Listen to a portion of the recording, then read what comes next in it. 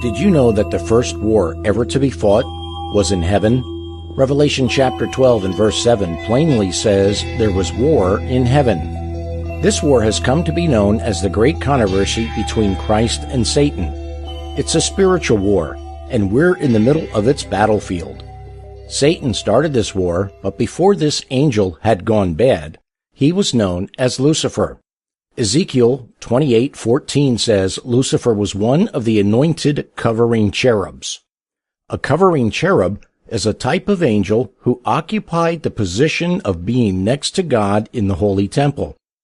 The Bible describes the covering cherubs as sitting on each end of the ark of God, which is located in the most holy place of God's heavenly sanctuary. Inside the ark are God's 10 commandments. Therefore, this makes the covering cherubs the guardians or protectors of God's law. Isaiah 14:13 and 14 tells us that Lucifer had a problem with pride. Here's what it says: "For thou hast said in thine heart, I will ascend into heaven. I will exalt my throne above the stars of God.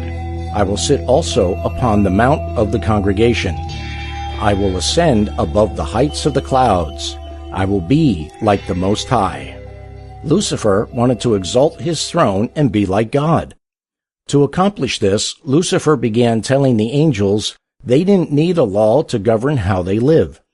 I can just picture Lucifer telling the angels we should be free to choose our own way. We don't need the law to tell us right from wrong. Does this sound familiar to you? Isn't this what many churches teach today, that Christians don't need God's law?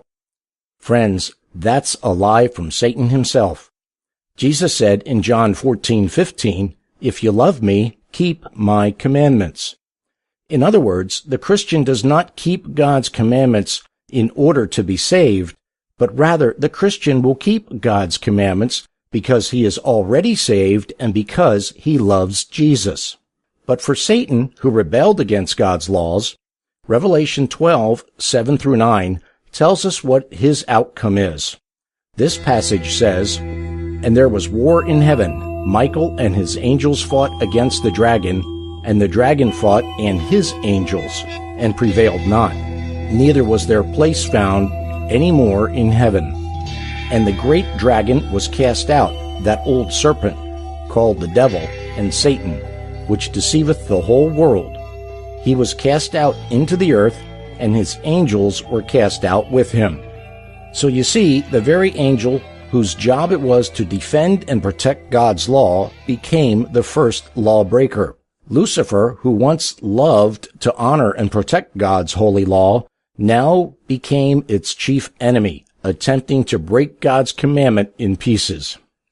In the end, when Jesus comes to take his people home with him, there will be two kinds of people on earth. One group will be those saved by God's grace.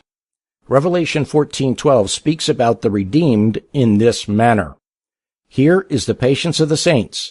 Here are they that keep the commandments of God and the faith of Jesus." The other group of people will be those who refuse to keep the commandments of God and the faith of Jesus. Now, before God created our world, he created a contingency plan to deal with sin entering into the human race. That plan was to have Jesus come to earth and show us the way to salvation through his death on the cross. That plan was revealed to God's people in the Old Testament through the earthly sanctuary, which God patterned after the sanctuary in heaven and asked his servant Moses to build here on earth. Therefore, we may learn about God's plan for our salvation by understanding more about the earthly and heavenly sanctuaries, which will be the topic of our next video, titled God's Way of Salvation. You may also learn more by sending for this free book, The Great Controversy Between Christ and Satan, Past, Present, and Future.